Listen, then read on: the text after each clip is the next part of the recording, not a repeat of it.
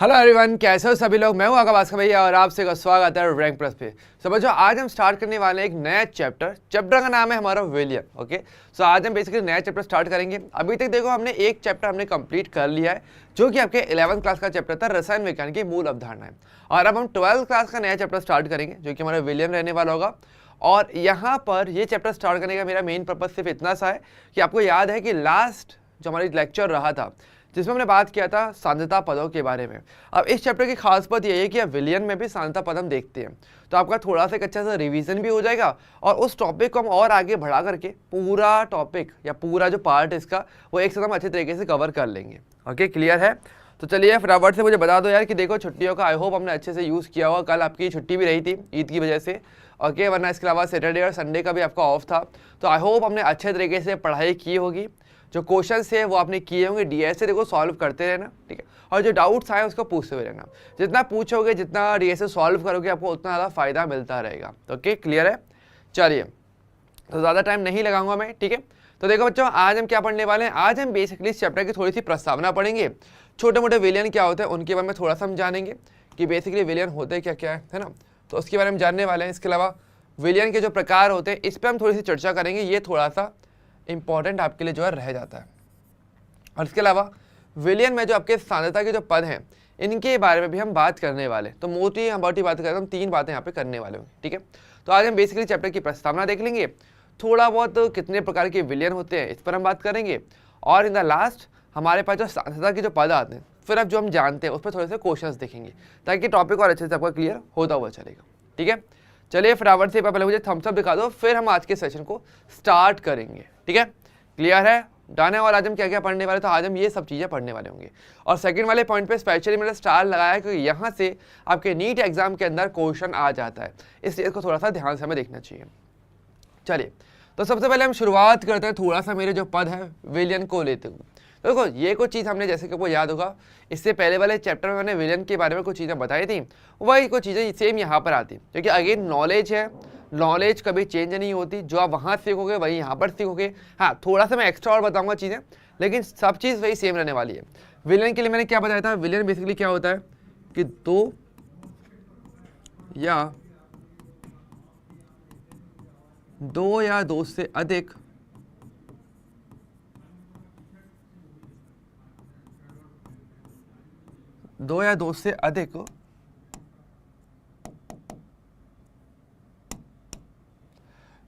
अधिक पदार्थों का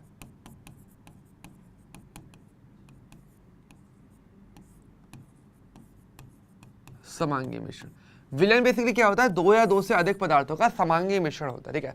जब 2 या 2 से अधिक पदार्थ समान रूप से मिल जाते हैं तो उसको आप विलयन कहते हो, जो हमने पहले भी देखा था। और मैंने आपको ये भी बताया था कि विलयन जो होता है बेसिकली, विलयन की अगर बात करेंगे तो उसके 2 घटक पाए जाते हैं। हमने ये भी बात की थी कि विलयन क्या होता है। विलयन बेसिकली 2 चीज़ों से मिलकर बनता है, एक होता है मेरा विलेय प्लस एक होता है मेरा यहाँ पे विलायक। विलेय और विलायक, आपको पता है कि विलयन हमारा विलेय और विलायक से मिलकर के बनता है। अब विलेय कौन होता है और विलायक कौन होता है, तो हम ये जानते हैं कि विलेय बेसिकली कौन होगा, वह पदार्थ जो कि आपके विलयन के अंदर कम मात्रा में पाया जाता है, और विलायक वो होता है जो सबसे अधिक मात्रा पाया जाता है, ठीक है। लेकिन ये कंपैरिजन हमेशा सही नहीं रह पाता, क्योंकि अगर एक से ज़्यादा प्रकार के पदार्थ हैं, मतलब 2 से ज़्यादा प्रकार के पदार्थ हैं और मिलकर विलयन बना रहे हैं, तो ऐसे में कन्फ्यूजन हो जाता है कि भाई विलेय कौन होगा और विलायक कौन रहता है। तो यहाँ पर हम एक चीज़ सिंपल सी बात करते हैं, हम क्या बोलते हैं,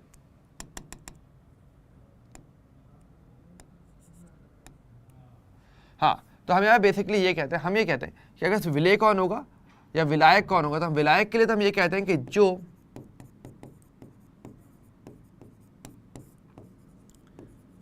जो सबसे अधिक मात्रा में उपस्थित हो।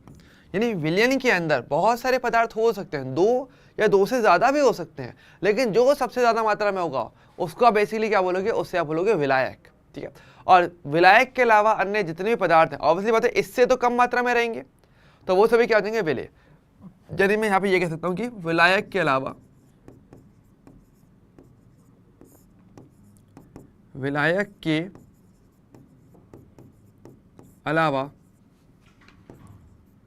अन्य पदार्थ ये विलायक के अलावा जो भी अन्य पदार्थ पाए जाते हैं वो सभी के सभी क्या होते हैं, आपके विलेय में आते हैं।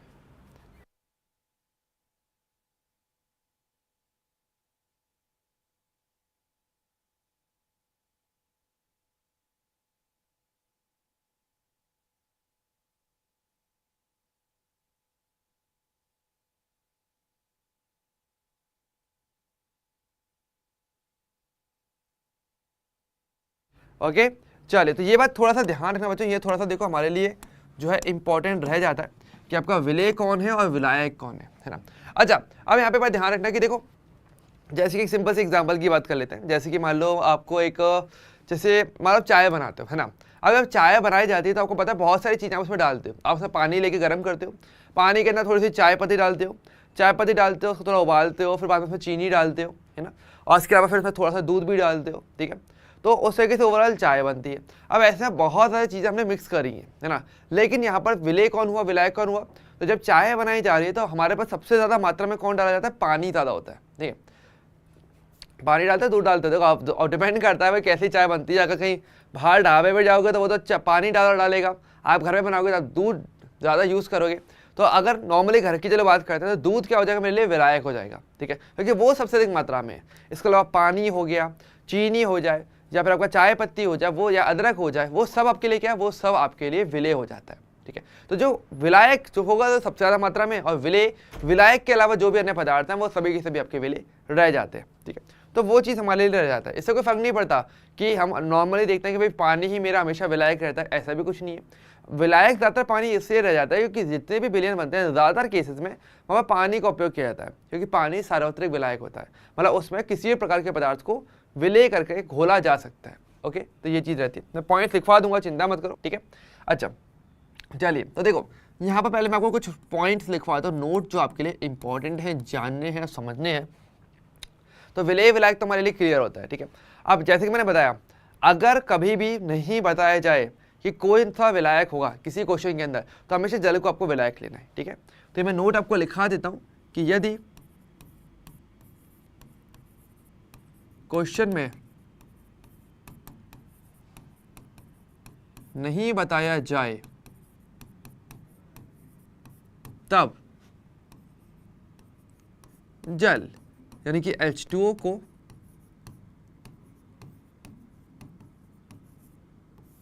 विलायक मानते हैं। अगर इनके इस क्वेश्चन में नहीं बताया जा रहा है तो ध्यान रखना, तो आप H2O को विलायक मानोगे। क्यों मानोगे, क्योंकि आपका जल क्या होता है, आपका सार्वत्रिक विलायक होता है, ठीक है। क्योंकि जल सार्वत्रिक विलायक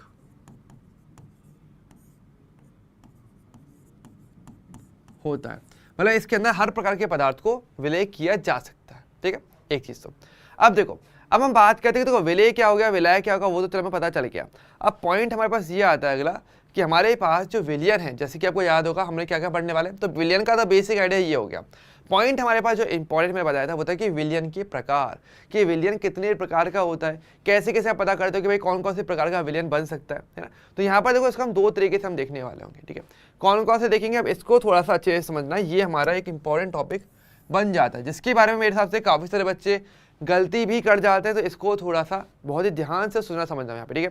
देखो विलियन के प्रकार की अगर बात किया जाएगा तो विलियन को बेसिकली हम दो प्रकार से पढ़ते हैं मुख्य तौर पे। अगर देखा है मतलब और भी बहुत सारे प्रकार हो सकते होंगे, लेकिन मुख्य तौर पे हम दो प्रकारों की बातें करते हैं, ठीक है। नंबर एक तो मेरे पास क्या होता है, नंबर पहला जो मेरे पास आता है वो मेरे पास आता है यहाँ पे कि विलियन में उपस्थित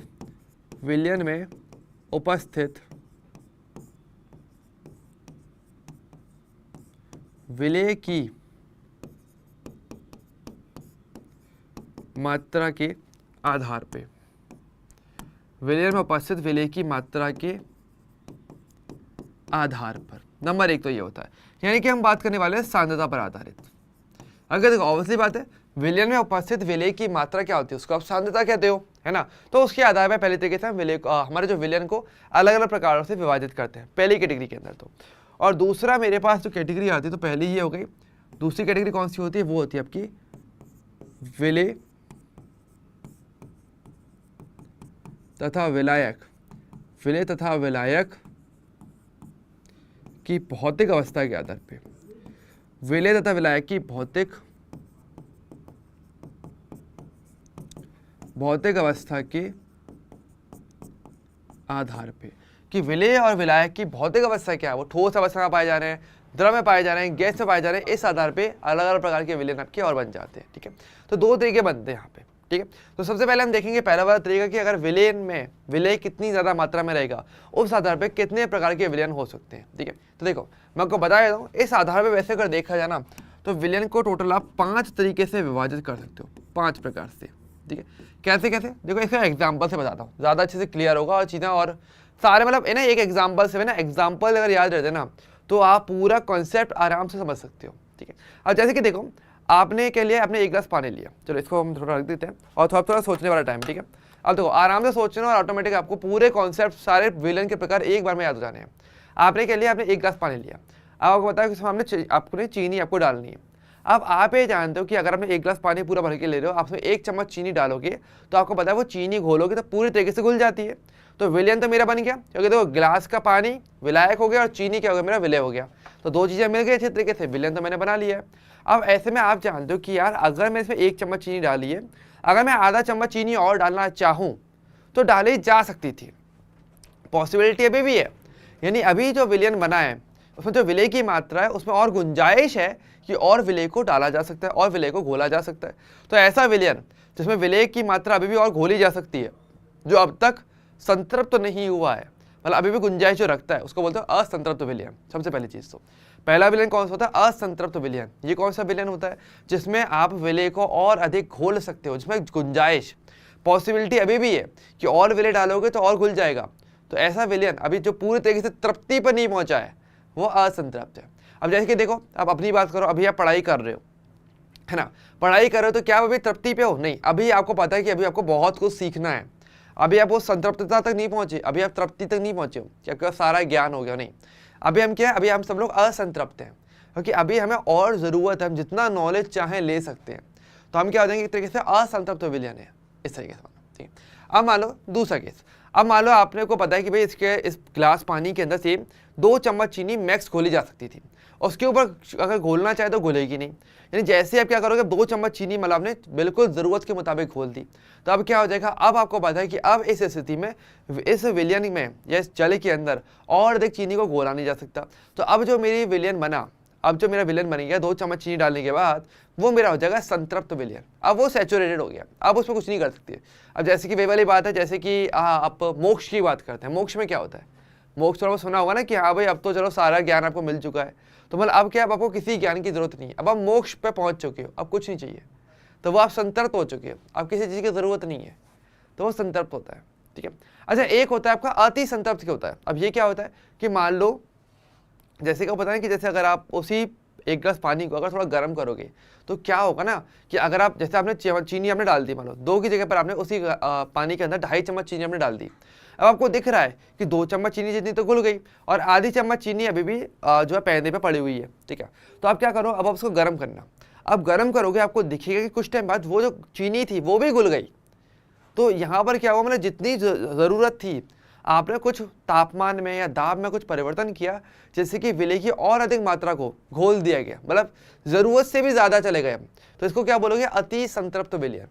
ये आपका तीसरे प्रकार का विलयन होता है। ठीक है, तो एक बार डेफिनेशंस क्या है पहले आपको एक बार दिखा देता हूँ, और हालांकि इसी प्रकार से हम सारी डेफिनेशंस पढ़ते हैं। तो देखो भाई आराम से, तो देखो क्या लिखा है कि किसी विलयन में घुली हुई मात्रा के आधार पर, यानी विलय की घुली हुई मात्रा के आधार पर विलयन 5 प्रकार के हो सकते हैं। ठीक है, कौन कौन से हो सकते हैं, सबसे पहला देखो ओके, तो सबसे पहले हम बात करेंगे हमारे पास, तो संतृप्त हमने देख लिया कि विलयन का वह निश्चित ताप जिस पर विलय की और अधिक मात्रा को घोला नहीं जा सकता। मतलब ऑब्वियसली बात है टेम्परेचर पे हम बात करने वाले हैं, हम टेम्परेचर नहीं बदलेंगे, क्योंकि जैसे कि मैंने बोला तापमान मैंने बढ़ाया था, जब मैंने गर्म किया था उस चीनी वाले पानी को, तो गर्म किया तो और चीनी घुल गई। तो यानी कि तापमान और दाब का विलेयता पे प्रभाव तो पड़ता है, कैसे पड़ता है वो हम आगे देखेंगे। लेकिन पहले ये समझो कि अगर आप तापमान को फिक्स करके रखने वाले हो और अब ऐसी स्थिति जिसमें आप विलयन में और अधिक विलय को नहीं घोल सकते, वो संतृप्त हो गया, संतृप्त आ गया। अच्छा असंतृप्त था हमारे पास, असंतृप्त क्या था कि विलयन का वह निश्चित अवस्था जिस पर विलय की और अधिक मात्रा को घोला जा सकता है, जिसकी पॉसिबिलिटी अभी भी है कि भाई 1 चम्मच के बाद अगर आप आधा चम्मच और डालोगे तो वो भी घुल जाएगा, तो वह असंतृप्त विलयन है। और एक होता है अति संतृप्त। अब देखो यहाँ पर क्या होता है, ये थोड़ा ध्यान रखना कि ऐसा विलयन जिसमें विलेय पदार्थ की मात्रा अधिक और संतृप्त विलयन की मात्रा कम होती है को अति संतृप्त विलयन कहते हैं। मतलब कि जरूरत से ज्यादा विलेय को आपने मोटा मोटा कहता है, आपने घोल दिया, तो आपका अति संतृप्त विलयन आपका कहलाया जाता है। ठीक है, अच्छा 3 तो हो गए, आपने बोला भैया 2 और 5 होते हैं, तो 2 कहाँ बचे? तो देखो 2 मेरे पास आते हैं तनु विलयन और एक होता है सांद्र विलयन। अब देखो तनु विलयन क्या होता है? तनु का मतलब बेसिकली होता है डाइल्यूट।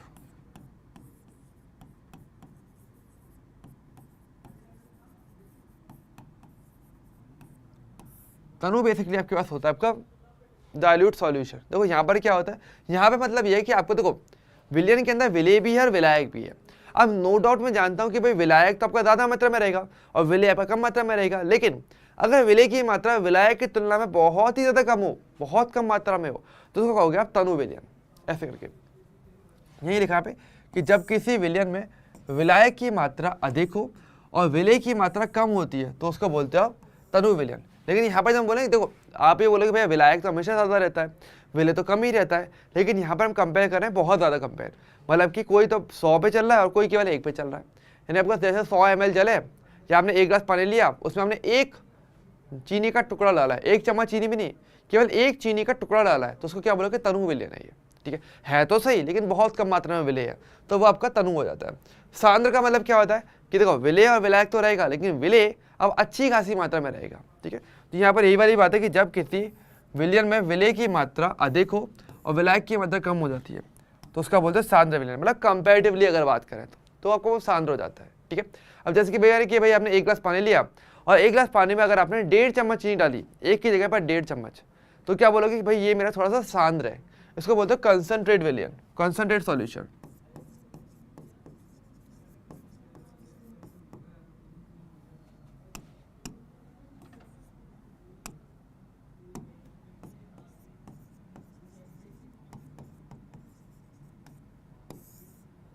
Concentrate solution. ओके, तो आपको थोड़ा देखना चाहिए कि भाई देखो डाइल्यूट कौन सा होता है, कंसंट्रेट कौन सा होता है, ये वर्ड्स क्या होते हैं बार बार एग्जाम में आते हैं। ठीक है, इवन अगर आप देखोगे ऑर्गेनिक केमिस्ट्री के अंदर भी डाइल्यूट और कंसंट्रेट ये वर्ड बार बार आएंगे कि भाई तनु आपका विलयन रहने वाला है या फिर आपका सांद्र रहने वाला है, तो ये थोड़ी चीज़ें पूछी जाती हैं बार बार। ओके, तो मैं चाहूँगा थोड़ा सा सोचो। ओके, इसके बाद हम आगे की बातें भी करेंगे, अगला वाला जो प्रकार रहेगा, लेकिन उससे पहले एक बार थोड़ी सी डेफिनेशन है, एक बार इनको थोड़ा अपने अकॉर्डिंग पढ़ लो थोड़ा सा।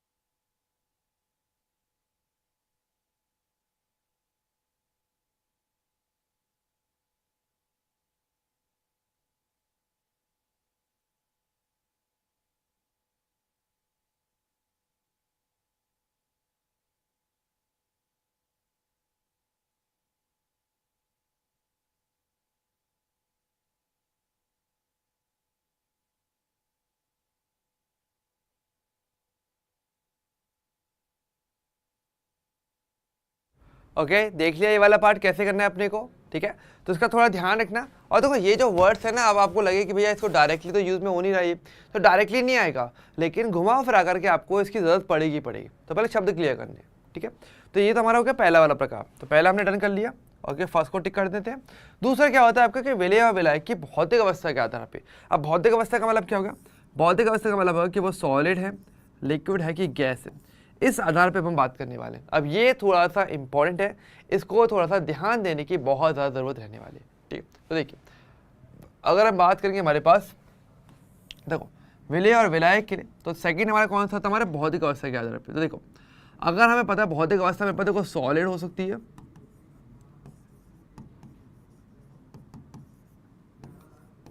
तो सॉलिड, लिक्विड और गैस। मैं मानता हूँ प्लाज्मा भी होता है और बीईसी बॉस आइंस्टीन वाला भी होता है, लेकिन वो इतना ज़रूरी नहीं है हमारे लिए। मेरे लिए 3 अवस्था इंपॉर्टेंट है, ठोस, द्रव, गैस। ठीक है, अब देखिए, अब मेरे पास क्या है, मेरे पास एक तो है विले और एक है मेरे पास विलायक। ठीक है, तो देखो एक तरफ विले है, एक तरफ विलायक है। अच्छा, मुझे एक बार फटाफट से कमेंट करके बताना कि अगर मैं इन दो चीज़ों को इन 3 के अकॉर्डिंग विभाजित करना चाहूँ, यानी कि देखो अब पॉसिबिलिटी क्या क्या हो सकती है कि हो सकता है कि मेरा विले ठोस हो, द्रव हो या फिर गैस हो, कुछ भी हो सकता है। और विलायक जो है वो भी मेरा चाहे तो ठोस भी हो सकता है, द्रव भी हो सकता है, गैस भी हो सकता है। तो ऐसे में अगर इनको मैं अलग अलग ऑर्डर में मिक्स करना चाहूँ तो ऐसे में कितने प्रकार के विलियन मेरे यहाँ बन सकते हैं, फटाफट से मुझे कमेंट करके बताइए जल्दी से।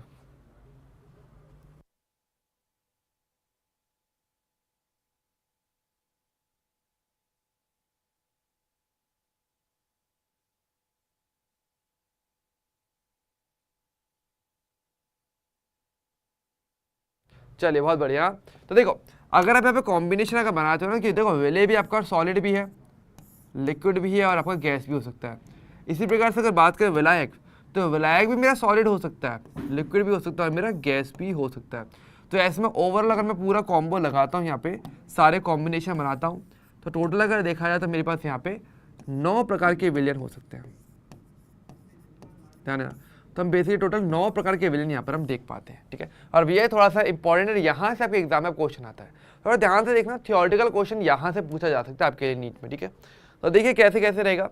अब जैसे कि देखिए यहाँ पर देखा जाए तो मेरे पास ये टोटल विलेन आ जाते हैं। अब देखो कैसे कैसे बन रहा है। देखो अगर हम बात करें, देखो विले मेरे पास क्या है, विले मेरे पास गैस है, द्रव है या ठोस है। ऐसे गैस द्रव ठोस और गैस द्रव ठोस। ठीक है, और विलायक मेरा देखो एक बार तो क्या पूरा गैस रहेगा, एक तरफ मेरा पूरे तरीके से वो द्रव रहने वाला है, एक तरफ पूरे तरीके से मेरे पास ठोस वो रहने वाला है। ठीक है, यानी कि अगर देखा जाए तो अगर विलय की अलग अलग अवस्था और विलायक की अलग अलग अवस्थाओं के आधार पे आप 9 प्रकार के टोटल विलयन बना पाओगे। ठीक है, अब देखो एक चीज़ और, इसका एग्जाम्पल पढ़ने से पहले थोड़ा सा ध्यान रखना विलियन कैसे बन रहा है। देखो एक बार ध्यान रखना, विलय कम मात्रा में है, विलायक ज़्यादा मात्रा में है।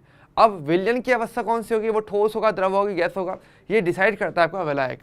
विलायक की जो अवस्था है उसी अवस्था का आपका विलयन भी बनता है, क्योंकि वो ज़्यादा मात्रा में। अब जैसे कि देखो यहाँ पर देखो विलय मेरा गैस हो, चाहे वो द्रव हो, चाहे वो ठोस हो। ठीक है, सॉलिड लिक्विड गैस कुछ भी हो, लेकिन क्योंकि मेरा विलायक गैस अवस्था में है तो विलयन मेरा गैसीय विलयन होगा। फिक्स है। अगर मेरा विलायक द्रव अवस्था में है तो विलयन मेरा द्रव विलयन होगा। अगर मेरा विलायक ठोस अवस्था में तो विलयन मेरा ठोस विलयन होता है। तो ये ध्यान रखना। ओके, थोड़ा इंपॉर्टेंट रहता है। ठीक है, चलिए मैं आपको वैसे को लिखवा देता हूँ, यहाँ पे एक नोट है, ये सब लिखवा देते हैं।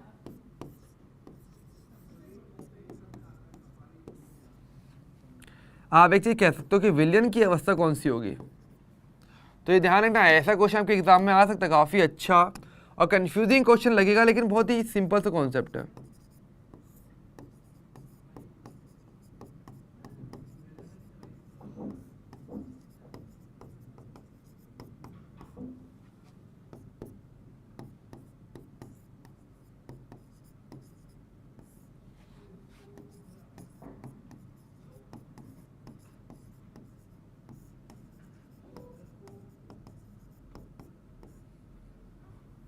ओके, तो ये हमारे पास रह जाएगा। ठीक है, कि हमारे पास जो विलयन की जो भौतिक अवस्था रहती है और जो आपके विलायक की जो भौतिक अवस्था है वो दोनों सेम रहती है हमेशा। ये ध्यान रखना, अवस्था सेम है, इसका मतलब ये नहीं कहना कि विलयन और विलायक सेम हो जाता, नहीं। विलयन के लिए आपको विलायक के अंदर विलय को मिलाना पड़ता है तो वो विलयन बनता है, लेकिन अवस्थाएं भौतिक अवस्था की बात किया था वो समान है। ठीक है, अब देखो कैसे कैसे, अब यहाँ पे देखो इंपॉर्टेंट एग्जाम्पल्स भी है, उनको थोड़ा सा हमें ध्यान रखना है, काफ़ी ज़्यादा इंपॉर्टेंट है। जैसे कि देखो अगर विलय मेरा गैस हो, विलायक भी मेरा गैस हो, तो मेरा गैसीय विलयन बनता है। देखो सिंपल सी बात है, गैसीय विलयन ही बनेगा और तो कोई बनेगा नहीं। अब इसे एग्जाम्पल सोचना पड़ेगा, तो देखो एग्जाम्पल सोचना डेली लाइफ वाले। अब जैसे तो यहाँ पे क्या बोला है, ऑक्सीजन व नाइट्रोजन गैस का मिश्रण। बिल्कुल सिंपल बात है, क्योंकि ऑक्सीजन क्या होती है, वो भी गैस है, नाइट्रोजन भी गैस होती है, तो इनका जो मिश्रण रहेगा वो भी क्या रहेगा, आपका गैस रहेगा। ठीक है, अब देखिए यहाँ पे क्या हो रहा है फिर, तो ये आपका मिश्रण बनेगा। और ऐसी बात देखो, या फिर मैं यहाँ पे कह सकता हूँ आपको वायु का मिश्रण या वायु भी देखें तो वो भी अपने में विलयन हो जाएगा। वहाँ पे क्या है, आपके पास बहुत सारी गैसें और सामान्य रूप से मिल जाती है। अब ऐसे में अगर आपसे पूछूं कि भाई अगर वायु अगर मिश्रण है, वायु अगर मेरे लिए विलयन बनता है, तो ऐसे में मेरे पास कौन सी गैस ऐसी होगी जो कि आपके लिए क्या करेगी, जो कि आपके विलायक का कार्य करती है। अगर देखो विलय तो बहुत सारे उसने, विलायक कौन होगा आपको ये बताना है। हिंट वैसे सामने लिखी हुई है, थोड़ा सा सोचो और बताओ फिर मुझे।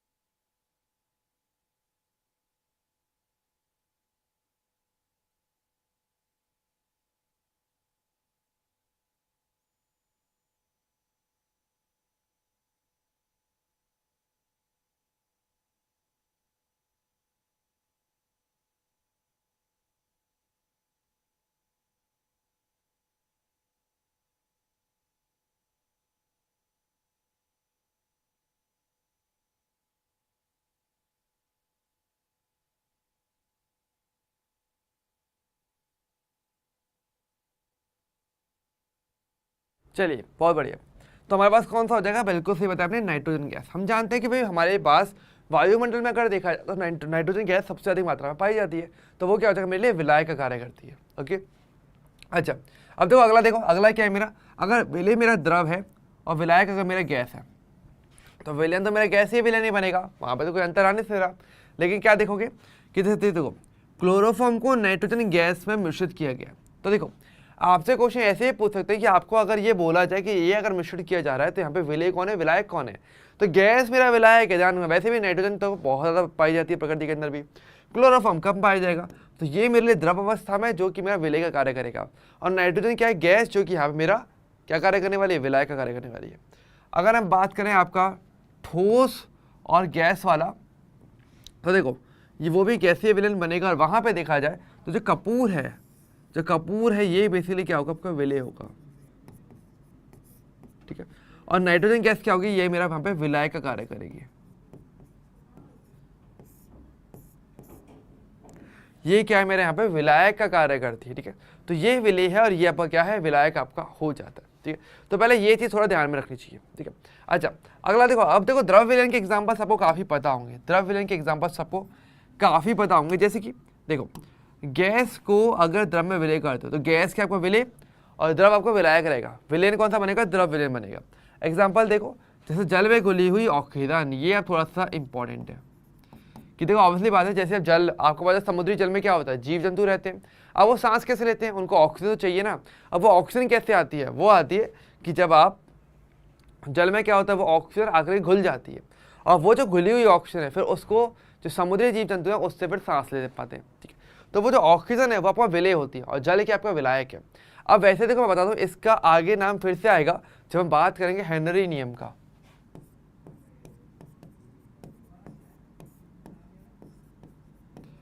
वहाँ पर हम कुछ इस पॉइंट पे बातें भी करते, तो ये इससे जुड़ा हुआ भी रहेगा, तो आगे हेल्प भी करेगा ध्यान रखना।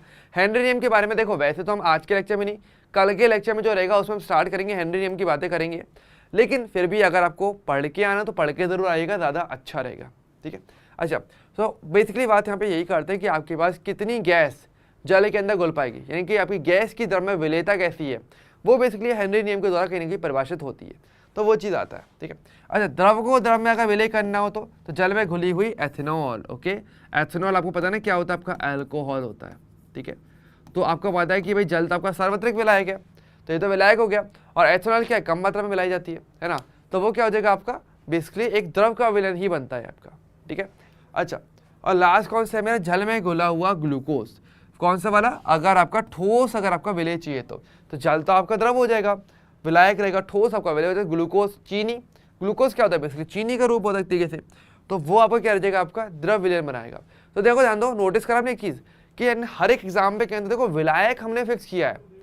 देखो अगर आपका गैसीय विलयन बनाना है तो आपका विलायक हमने हर बार नाइट्रोजन को लिया होगा, कॉमन चीज़ है।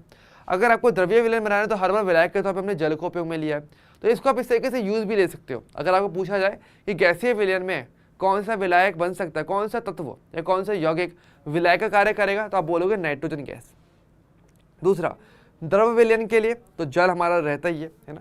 और हाँ यहाँ पे हमारा विलय क्या रहेगा उसके आधार पे मेरे अलग अलग प्रकार के विलयन बन पाते हैं। और लास्ट वाला देखो ठोस विलयन, देखो इसको थोड़ा ध्यान रखना, ये अब थोड़ा सा हमारे लिए इंपॉर्टेंट रह जाता है। देखो ठोस विलयन में क्या होता है, आपका विलय तो आपका ठोस द्रव क्या कुछ भी हो सकता है, लेकिन आपका विलायक हमेशा ठोस अवस्था में रहेगा, ठीक है। अब कैसे कैसे, पहला है आपका कि अगर ये विलय गैस है और आपका विलायक ठोस है, तो यहाँ पर आप बोलोगे हाइड्रोजन का पैलेडियम में विलयन। अब देखो पैलेडियम बेसिकली आपकी धातु रहती है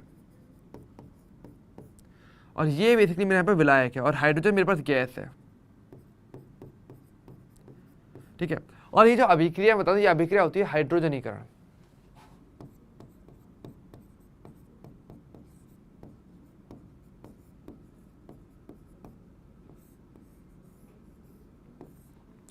तो यहाँ पर बेसिकली हम हाइड्रोजनीकरण अभिक्रिया की बात करने वाले हैं, जहाँ पर हम क्या करते हैं, धातु के ऊपर हाइड्रोजन गैस को प्रवाहित किया जाता है। जैसे कि आपके जो असंतृप्त यौगिक होते हैं, असंतृप्त कार्बनिक यौगिक, जैसे कि एल्कीन हुआ, एल्काइन हो गया, इनको आप एल्केन में बदलते हो जो कि संतृप्त होता है, तो वहाँ पे हाइड्रोजन गैस का योग करना होता है, तो आप इस अभिक्रिया का उपयोग करते हो। तो ये बहुत ही शानदार अभिक्रिया यहाँ पे, ठीक है। अच्छा अगर आपका ये द्रव हो और ये आपका ठोस हो तब कैसे करोगे, तो देखिए अगर ये द्रव है वो ठोस है तो यहाँ पर आप ले सकते हो जैसे पारे का सोडियम के साथ अमलगम, ठीक है, पारे का सोडियम के साथ अमलगम। अब देखो पारा हमें जानते हैं, पारा बेसिकली होता है आपका मरकरी Hg, जो कि आपका लिक्विड यानी कि आपकी द्रव अवस्था में पाया जाता है। सोडियम आपको पता है ठोस रहेगा, तो ये तो मेरा हो जाएगा क्या, विलायक, और ये हो जाएगा मेरा विलेय। और अमलगम क्या होता है, देखो अमलगम बेसिकली बोलते हैं कि कोई भी धातु हो तो वो पारे के साथ जुड़ के जो मिश्र धातु बनाएगी। अगर देखो ये भी धातु है, ये भी धातु है, धातु धातु मिलकर मिश्र धातु बनाते हैं। तो ऐसे में अगर वो स्पेशली पारे के साथ जुड़ेगा तो उसको बोलते हैं अमलगम। अमलगम का मतलब क्या होता है, Hg के साथ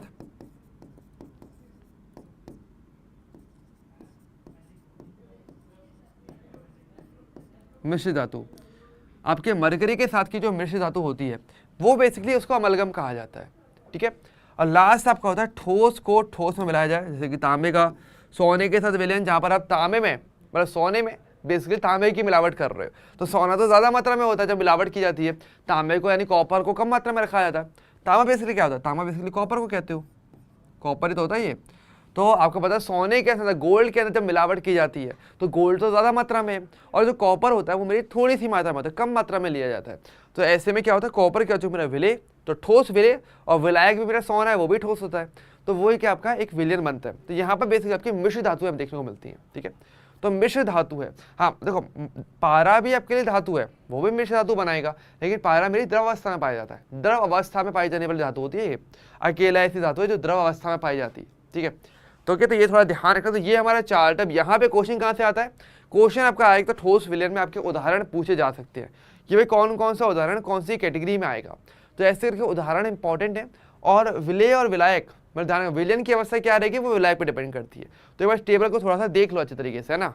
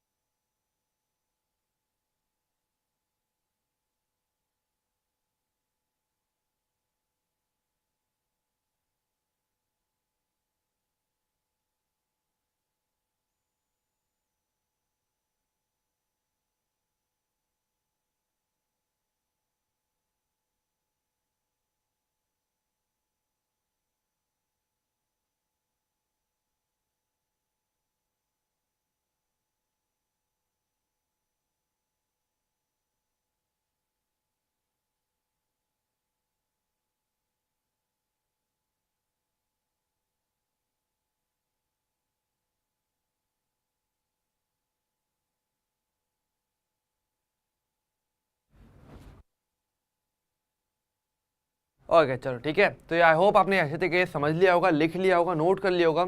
ये थोड़ा सा हमारे लिए इंपॉर्टेंट पार्ट करके प्ले करेगा आपके एग्जाम के अंदर, ठीक है।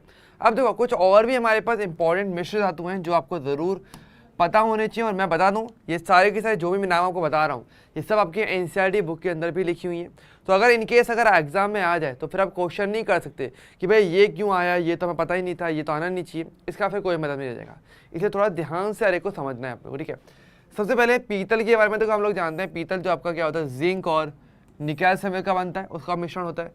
कांसा जो होता है वो आपका तांबा यानी कॉपर और टिन से मिलकर के बनता है। एक होता है गन मेटल, ये थोड़ा सा ध्यान रखना, ये बेसिकली इसको लाल पीतल के रूप में भी जाना जाता है, ठीक है, ध्यान रखना। एक होता है पीतल, एक होता है लाल पीतल। पीतल जो होता है वो जिंक और निकेल से मिलकर बन रहा है, ठीक है। एक होता है लाल पीतल जो कि गन मेटल भी कहते हैं। उसमें क्या होता है, इसमें बेसिकली हमारे पास ये भी एक प्रकार का होने को कांस्य पदार्थ ही है। यहाँ पर क्या होता है, आपके पास तांबा होता है, टिन होता है और जस्ता यानी कि आपका जिंक होता है। जस्ता बेसिकली क्या होता है, ये बेसिकली होता है जिंक, और तांबा तो हमें पता ही है जो बेसिकली आपके कॉपर को कहते हैं। इसका एक मिश्र धातु होता है, इंपॉर्टेंट है, ठीक है। अगला मेरे पास होता है जर्मन सिल्वर। जर्मन सिल्वर ये चांदी नहीं होती, ध्यान रखना, चांदी सिल्वर को बोलते हो ठीक है, लेकिन जर्मन सिल्वर अलग होता है। ये कॉपर से, जिंक से व निकेल का मिश्रण होता है। कॉपर, जिंक और निकेल इन तीनों का मिक्स किया जाएगा तो आपका जर्मन सिल्वर का निर्माण होता है, ठीक है। तो ये थोड़ा सा इंपॉर्टेंट हमारे लिए कुछ मिश्र धातुएं होती हैं जो आपको ज़रूर पता होनी चाहिए। ओके, क्लियर है यहाँ तक का पार्ट, ठीक है। चलिए आगे बढ़े।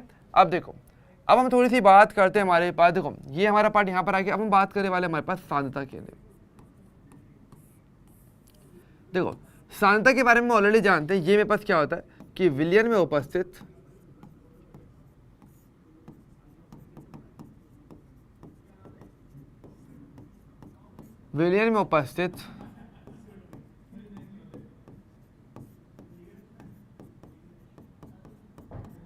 विलय की मात्रा, कि हमारे विलयन में विलय की कितनी मात्रा उपस्थित रहेगी उसको बेसिकली आप सांद्रता कहते हो। जितनी मात्रा विलय की उपस्थित हो उसको आप सांद्रता कहते हैं, ठीक है, आराम से, क्लियर है। अच्छा, अब सांद्रता हम कैसे निकालते हैं, तो कोई इसके लिए मैं आपको ऑलरेडी चीज़ें करवा चुका हूँ, जब कोई याद होगा फर्स्ट चैप्टर के अंदर, तो वहाँ पर मैंने इसकी पूरी डिटेलिंग बताई कि आप किस तरीके से सांद्रता को ज्ञात कर सकते हो, कौन कौन से सांद्रता के पद होते हैं, और वही सारे पद हैं, उसके अलावा कोई नया पद नहीं है, तो बस उन्हीं को आपको अच्छे से करना है। लेकिन आज के लेक्चर में हम उनके ऊपर बेस क्वेश्चन जरूर करेंगे जो कि आपको अच्छे से आने चाहिए, है ना।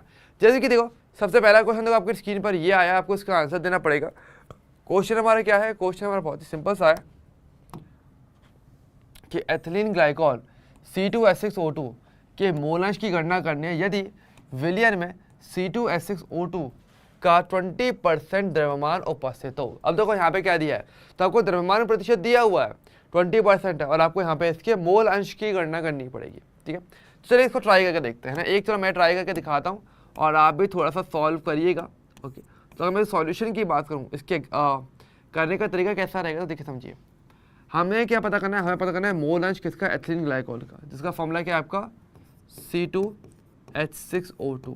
तो देखो अगर एथिलीन ग्लाइकोल की बात करेंगे तो देखो विलयन है, विलयन अगर रहेगा तो देखो यहाँ पे कहीं पे भी विलायक की बात नहीं करेगी। तो यानी कि ये जो हमें दिया गया, ये हमारा एथिलीन ग्लाइकोल जो दिया है ये हमें विलय दिया है। अगर देखो विलय का ही द्रव्यमान प्रतिशत की बात की जाती है तो पहले विलय विलायक को क्लियर करते हैं। चलो ये तो मेरा क्वेश्चन है, ठीक है, लेकिन पहले मुझे ये तो पता होना चाहिए कि विलय कौन है, विलायक कौन है। तो विलय तो आपका क्या होगा, आपका C2H6O2, और आपके पास जो विलायक है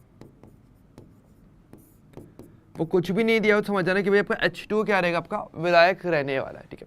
अब मुझे क्या चाहिए, मुझे अब इसके मोल अंश चाहिए। तो मोल अंश के लिए कैसे निकालोगे, इसके जो मोल रहेंगे अपन में टोटल मोल यानी कि N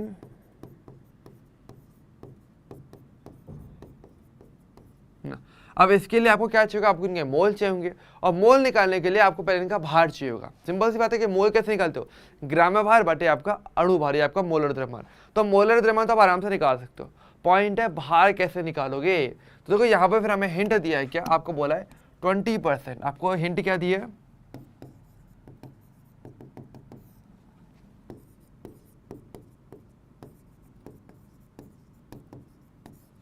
क्या दिया आपको, C2H6,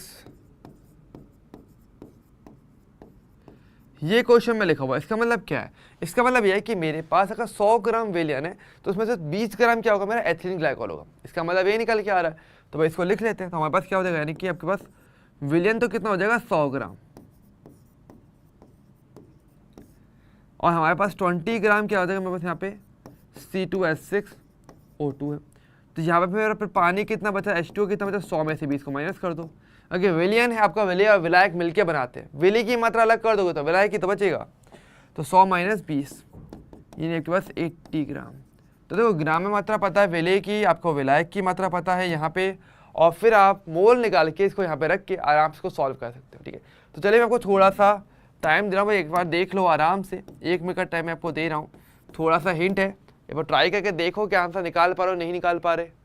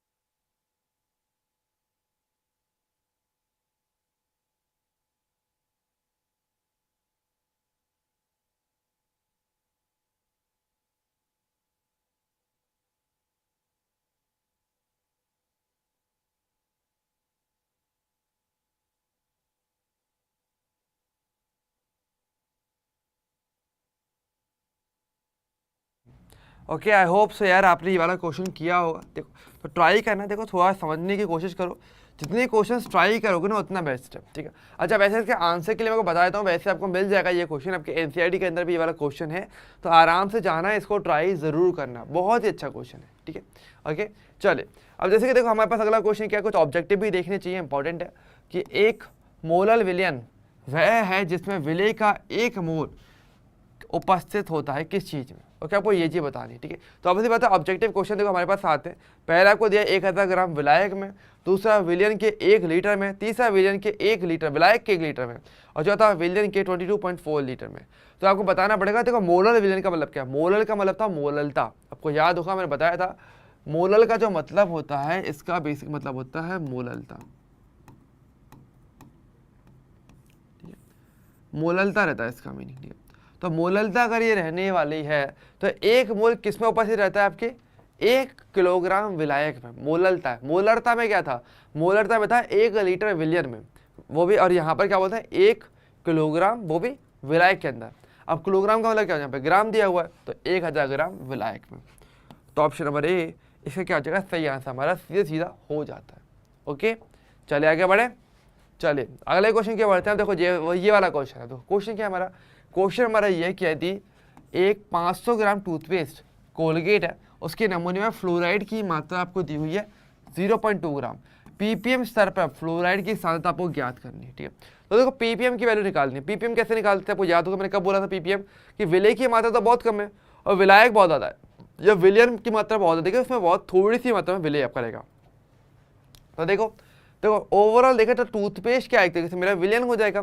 तो कितनी ग्राम है, 500 ग्राम है, और उसमें से विलय कितना है, फ्लोराइड कितना है, ओनली 0.2 ग्राम। तो काफ़ी ज़्यादा फर्क आ गया। तो यहाँ पे फिर आप पीपीएम की बात कर सकते हो। तो पीपीएम कैसे निकालते हैं वो मैंने बताया ही था। तो आप कैसे निकालोगे, जो भी आपको विलय की मात्रा दी है, फॉर्मूला क्या था मेरे पास,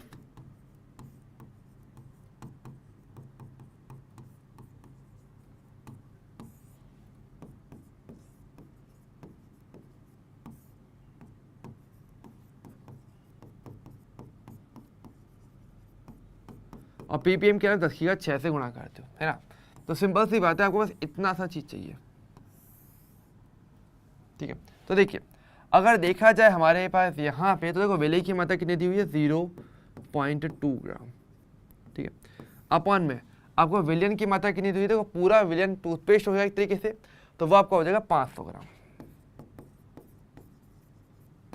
और गुणा 10 की घात 6। आपको इसको सॉल्व करना है। अब देखो पॉइंट हटाएंगे तो नीचे आ जाएगा क्या 10 आएगा, तो यहाँ से 1 2 और 3 और यहाँ 10 की घात 3 चली जाएगी, तो कितना बचेगा आपके पास 2 गुणा 10 की घात 3 बटे 5। अब देखो 10 की घात 3 का मतलब क्या होता है 1000 होता है, तो 1000 गुणा 2 क्या हो जाएगा 2000, अब 5 से 1 कटेगा 400 बार, यानी कि आपके पास हटेगा 400 ppm। यानी कि आंसर क्या हो जाएगा आपका ऑप्शन नंबर सी। तो ऑप्शन सी क्या हो जाएगा इसका आपका करेक्ट आंसर हो जाएगा। ओके क्लियर है, क्लियर है सभी को कैसे करना है, क्लियर है कि नहीं है, ठीक है।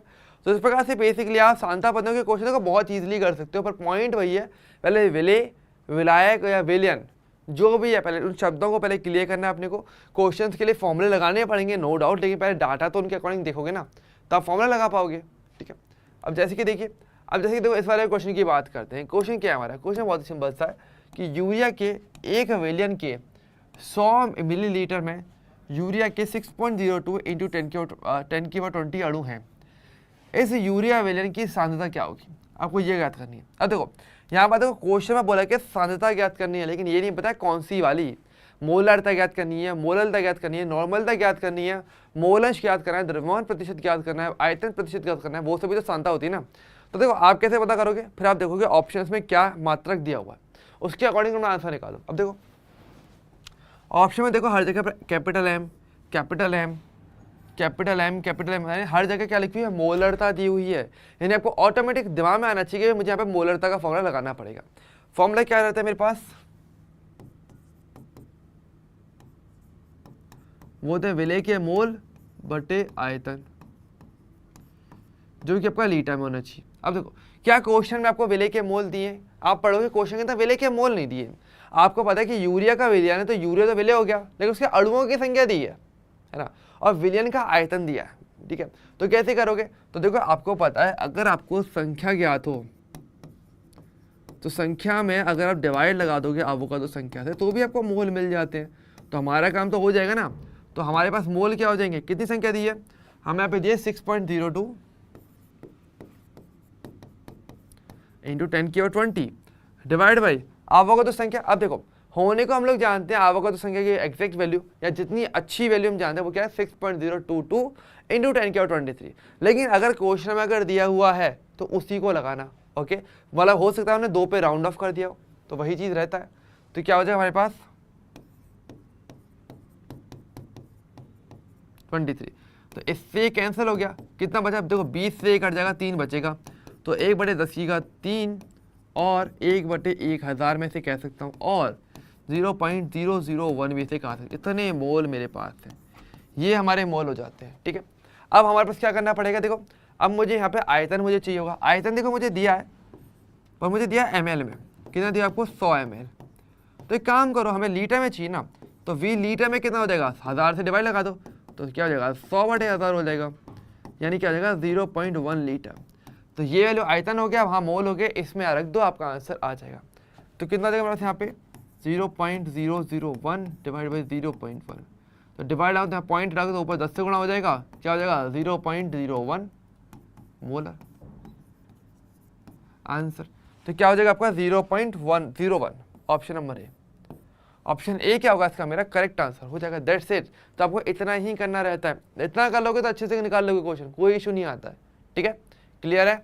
आगे बढ़े, अब जैसे देखो ये वाला क्वेश्चन अब ये भी सिमिलर है, आपको देखो आपको द्रव्यमान प्रतिशत दिया हुआ है, आपको घनत्व दिया हुआ है, और यहाँ पर आपको उसकी मोलरता ज्ञात करनी है। तो आपको मैंने डायरेक्टली एक फॉर्मूला भी बताया था, मोलरता क्वेश्चन क्या होता है 10 इंटू में वाई इंटू में डी अपन में मोलर मास ऑफ या मोलर द्रव्यमान किसका होगा आपके विलेय का। क्वेश्चन में देखो 10 तो संख्या है, वाई आपको क्या आपका द्रव्यमान प्रतिशत क्वेश्चन में ऑलरेडी लिखा हुआ है 20, तो 20 रख देना यहाँ पे, घनत्व आपको दिया हुआ है 1.202, ये आपको रख दो। और विलेय का भार आपका विलेय कौन है, KI, तो पोटेशियम आयोडाइड का आपको मोलर द्रव्यमान ज्ञात करना पड़ेगा। तो वो तो बेसिकली परमाणु भार होते हैं, उनको आप जोड़ दोगे तो आपको पोटेशियम आयोडाइड का मोलर द्रव्यमान मिल जाएगा। वैल्यू यहाँ रख दो, सबको सॉल्व कर दो, ऑटोमेटिक आपका आंसर आ जाएगा। इतना ही करना रहता है, सही बता रहा हूँ। इतना कर लोगे तो आप आराम से एग्जाम निकाल सकते हो, पर इतनी मेहनत तो मिनिमम करो। मतलब अगर उम्मीद करो कि यार मेरे को मेहनत कुछ नहीं करनी है, मेरे हाथ में सब कुछ ला के दे दो, तो वही वो तो होने से रहा। ऑब्वियसली बात है, हाथ में अगर सैलरी भी अगर लोगे तो उसके लिए भी मेहनत करनी पड़ती है ना। जॉब करोगे, आगे जा करके डॉक्टर बनोगे, तो क्या लगता है बिना हाथ चलाए ऑपरेशन कर दोगे, नहीं कर पाओगे। ऑब्वियसली बात है, हाथ चलाना पड़ेगा, दिमाग यूज़ करना पड़ेगा, भाई कौन सी नर्व्स अच्छी हैं, कौन सी किसको कट करना है नहीं करना है, या फिर किस तरीके से ऑपरेशन करना है, उसके लिए दिमाग तो चलाओगे, तो वो करो, ठीक है। क्योंकि मैं देख पाता हूँ यहाँ पे कि आप इतने ज़्यादा चुप रहते हैं ना सब लोग, कि भाई कोई पता नहीं क्लास में है भी कि नहीं पता नहीं चलता। भाई ऐसे नहीं करना है, अपने को पूछना है, ठीक है। चलिए अब जैसे देखो ये वाला क्वेश्चन है, अब इस वाले क्वेश्चन को, तो इस वाले को मैं जरूर चाहूँगा आप लोग होमवर्क पे इसको ट्राई करना है, ठीक है। क्वेश्चन अच्छा, मैं पढ़ूंगा नहीं, मैं इसकी डिटेलिंग नहीं दे रहा, मैंने आपको ऐसे क्वेश्चन लिया है और ये आपको होमवर्क में करना है। लाइक DSA आपको सॉल्व करना है, ठीक है, DSA सॉल्व करना है, उसके क्वेश्चन पूछना। लेकिन ये वाला क्वेश्चन मेरी तरफ से आप एक्स्ट्रा और सॉल्व करो, जितना सॉल्व करोगे उतना आपको फायदा रहेगा, ठीक है। क्लियर है। अच्छा, अभी कुछ वैसे महत्वपूर्ण बातें और आपको बता देता हूँ, जो कि आपके नीट के अंदर डायरेक्टली थियोरेटिकल क्वेश्चंस आपसे पूछे जा सकते हैं। और ये कुछ ऐसा डाटा है कि अगर आप ध्यान नहीं दो तो ऐसा लगेगा भैया ये तो बाहर से आया होगा, कि ये तो बताया ही नहीं गया। पर मैं कह रहा हूँ आपको एक ही चीज़ बताई जाएगी, लेकिन आपको पढ़ना पड़ेगा। सबसे देखो क्या क्या लिखा है, सबसे पहले यहाँ पे लिखा है कि देखो जल में उपस्थित फ्लोराइड आयन की 1.0 ppm मात्रा दंत क्षरण को रोकती है। दंत क्षरण मतलब कि दांतों के गिरने को, कि दांत गिर जाते हैं ना, आपको पता है कि जब पानी अच्छा नहीं आता है तो दांतों का रंग बदल जाता है और दांत टूटने भी लग जाते हैं, दांत कमजोर हो जाते हैं। क्यों होते हैं, उसके लिए जिम्मेदार होता है फ्लोराइड आयन। ये दांतों के लिए बहुत जिम्मेदार है, ठीक है। अगर दांत मजबूत रह पाएंगे, नहीं रह पाएंगे, है ना, तो वही वाली बात है। देखो होने को हर एक आयन हमारे शरीर के लिए जरूरी है, लेकिन जरूरत से ज्यादा मात्रा हमेशा घातक है।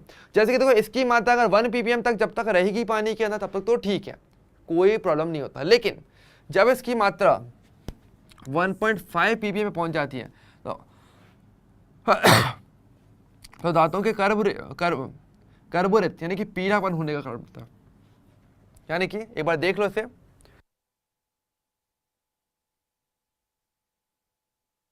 तो यही बात देखिए कि देखो जैसे है ना कि दांत पीले हो जाते हैं, क्यों होते हैं, फ्लोराइड आयन की वजह से होते हैं दांतों का पीलापन। वो भी कितनी वैल्यू, अगर 1.5 ppm हो जाए तो समझ जाओ दांत आपके पीले पड़ने शुरू हो जाते हैं, ठीक है। तो वो उसका रीजन है, कर्बुरित हो जाता है, मतलब पीलापन आ जाता है। इसके अलावा अगर फ्लोराइड आयन की सांद्रता अधिक हो जाए तो वो जहरीली भी हो जाती है, ओके। जरूरत से ज़्यादा मात्रा अगेन हमेशा घातक साबित होती है, तो वो ध्यान रखना चाहिए, ठीक है।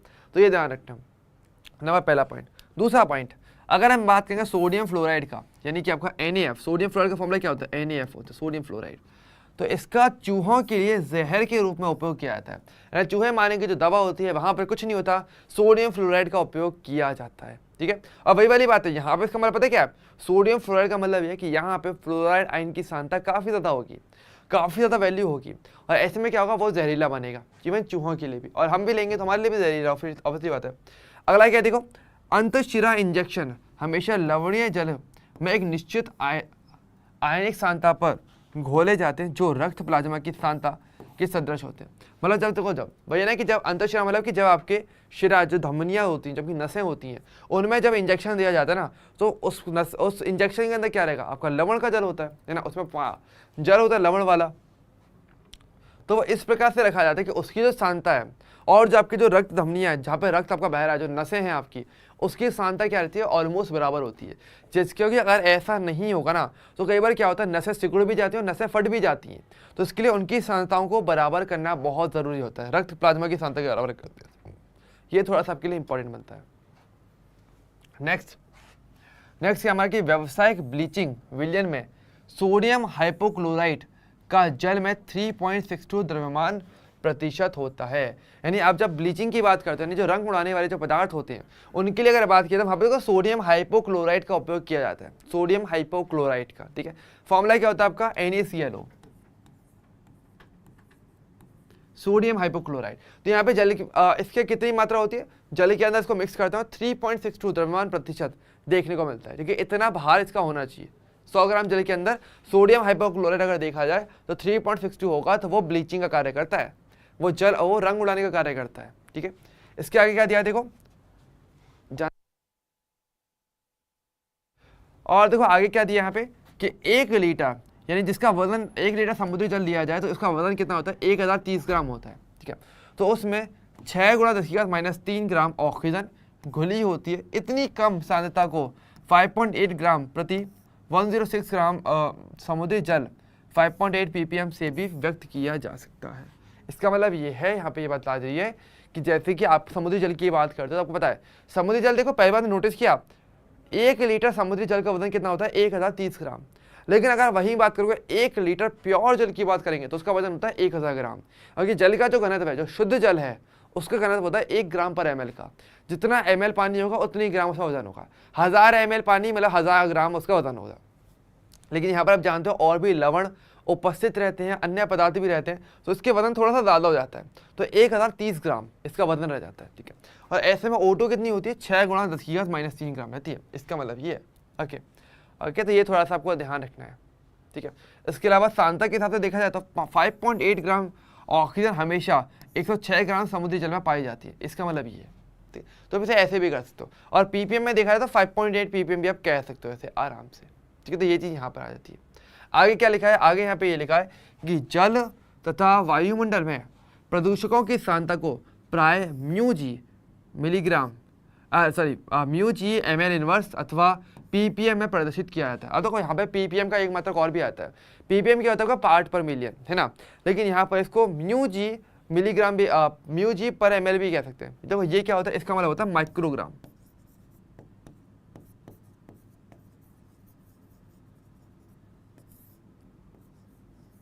माइक्रोग्राम, ये जो सिंबल होता है ये माइक्रो का सिंबल होता है।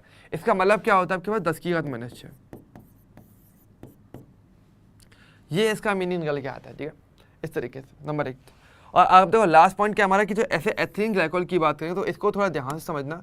ये एक बार क्या होता है आपके CBSE का एक पेपर था, उसमें भी इसको डायरेक्टली पूछा गया था कि एथिलीन ग्लाइकोल क्या होता है। इसको हिमरोधी कहा जाता है। इसका 35% आयतन प्रतिशत विलियन वाहनों के इंजनों को ठंडा करने के काम में आता है। यानी कि इसका मतलब क्या होता है, ये बेसिकली ठंडा करने का काम करता है एथिलीन ग्लाइकोल। और कितना वैल्यू होनी चाहिए 35%। अगर आयतन प्रतिशत दिया जाएगा तो ये ठंडा होना शुरू हो जाता है। मतलब ये देखो आवश्यक बात है कि मुझे अगर जो कार के जो इंजन होते हैं, जो आपके वाहनों के जो इंजन होते हैं, उनको ठंडा करना पड़ता है, एक सही लेवल पे लाना पड़ता है। और आवश्यक बात है उसमें लगातार हीट बनती ही रहती है। तो उसको ठंडा करने के लिए हम एथिलीन ग्लाइकोल डालते हैं ताकि भाई बहुत ज़्यादा हीट ना बन जाए, वरना ऐसा ना हो जाए कि भाई कार का इंजन ही ब्लास्ट हो जाए। तो उसको ठंडा करना पड़ता है, कूल डाउन करना पड़ता है। उसके लिए एथिलीन ग्लाइकोल का उपयोग करता है। वो हिमरोधी होता है। हिमरोधी क्यों होता है? दो चीज़ें इसके, दो फायदे हैं। एक तो ये कार के इंजन को ठंडा भी करता है। इसके अलावा ये क्या करता है, इसका एक फायदा और भी है कि इसके द्वारा जल के हिमांक को 255.4 केल्विन यानी कि -17.6 डिग्री सेल्सियस तक कम कर सकता है। यानी कि अगर आपके पास जैसे कि आपने जो इंजन है उसमें देखो जल भी होता है और एथिलीन ग्लाइकोल भी मिलाया जाता है। अब होता है क्या, होता ये है कि आपको पता है कि अगर मान लो कहीं बर्फ़ वाली कोई जगह है जहाँ पे बर्फ़ गिरती है तो टेम्परेचर आपको पता है ऑलरेडी नेगेटिव में होगा। तो इंजन के अंदर जो पानी है वो तो जम जाना चाहिए, लेकिन वो जमता नहीं है। क्यों? क्योंकि एथिलीन ग्लाइकोल क्या करता है, हिमरोधी, मतलब उसको बर्फ़ बनने से रोकने का कार्य करता है कि बर्फ़ नहीं बनेगी। क्योंकि इससे क्या होगा, जल नॉर्मली अगर 0 डिग्री सेल्सियस पे जमता है तो जैसे ही इसको मिला देंगे ना, जल उस स्थिति में आपका -17.6 डिग्री सेल्सियस पे जमेगा। यानी 0 की जगह पर -17.6। अब मान लो आप किसी जगह पर हो जहाँ पे -5 डिग्री सेल्सियस टेम्परेचर है, तो नॉर्मल जल तो जम चुका होगा, लेकिन ये नहीं जमेगा क्योंकि एथिलीन ग्लाइकोल में मिलाया गया है। इसको बोलते हैं हिमरोधी। मतलब कि हिम का मतलब क्या था, बर्फ बनने से रोकने वाला कौन है, एथिलीन ग्लाइकोल होता है। ठीक है, तो डायरेक्ट आपका क्वेश्चन आपके एग्जाम के अंदर आ सकता है कि हिमरोधी किसको कह सकते हो, एथिलीन ग्लाइकोल का।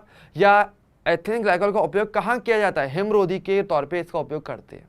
एक चीज़ यहाँ पे, इसके अलावा इसका 35% जो विलियन होता है, आयतन प्रतिशत वाला विलियन, वो वाहनों के इंजनों को ठंडा भी करता है। ठीक है, यानी ये टेम्परेचर मेंटेन करता है। ठीक है, अब ये भी नहीं करो कि भाई एकदम बहुत ज़्यादा इंजन एकदम गर्म हो जाए, फट जाए, ऐसा भी नहीं होगा। इसके अलावा ये इसको ठंडा रखेगा, प्लस टेम्परेचर अगर बहुत कम भी है, नेगेटिव भी है, तो भी ये बर्फ़ को जमने नहीं देता है, क्योंकि ये उसका खुद का टेम्परेचर और लो कर देता है। इसलिए वैसे ये जमता भी नहीं है जल आपका। इस प्रकार से आपका ये हिमरोधी का कार्य भी करता है। ओके, क्लियर है? ओके, चलिए। अच्छा, अब देखो आपके लिए मैं स्पेशल एक ब्रेनस्टॉर्मिंग क्वेश्चन और लाया हूं। देखो आज का सेशन मेरा हमारा इतना ही रहने वाला होगा, ज़्यादा नहीं रहेगा, क्योंकि अभी आपको सांद्रता वाले क्वेश्चन सॉल्व करने चाहिए मेरे हिसाब से। ठीक है, और कल के लेक्चर में हम आगे की बातें सीखेंगे, हम विलेयता की बातें करेंगे, नया टॉपिक समझेंगे। लेकिन आज के लिए इतना ही रहेगा। और आपके लिए मैं एक स्पेशल ब्रेनस्टॉर्मिंग क्वेश्चन और लाया हूँ। मैं चाहूँगा कि भाई जो भी बच्चा इस क्वेश्चन कर जाएगा, मतलब वो उसकी नीट की तैयारी बहुत अच्छी चल रही है। क्वेश्चन आप एक बार आंसर देख लो, यहाँ पे बेसिकली लिखा क्या है कि यूरिया की एक जलीय विलयन है। तो देखो यूरिया का जलीय विलयन है, मतलब यूरिया विलय हो गया, जल आपको विलायक हो गया, जिसमें 900 ग्राम पानी है, ऑब्वियसली पता है ज्यादा मात्रा में पानी है, जल विलायक हो गया।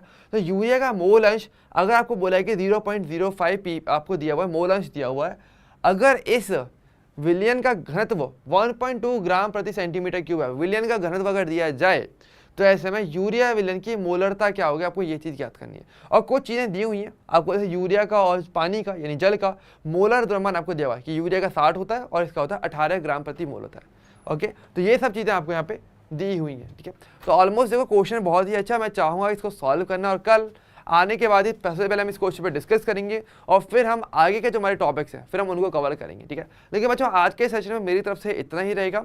शांता को देखो अच्छे तरीके से करना, थोड़ी प्रैक्टिस करना, कुछ क्वेश्चंस मैंने और भी दिए उनको करना, और आज के डीएसए को अच्छे से सॉल्व करना। ठीक है, और देखो सिंपल सी बात है, कोई चीज़ समझ में नहीं आया तो बोले करो, क्योंकि अगर आप बोलोगे नहीं तो फिर मैं मानूंगा नहीं। ठीक है, सिंपल सी चीज़, अगर कोई ये बोले कि भैया मुझे ये चीज़ उस टाइम पर समझ में नहीं आई थी, तो आपकी गलती मानी जाएगी कि आपने पूछा नहीं है।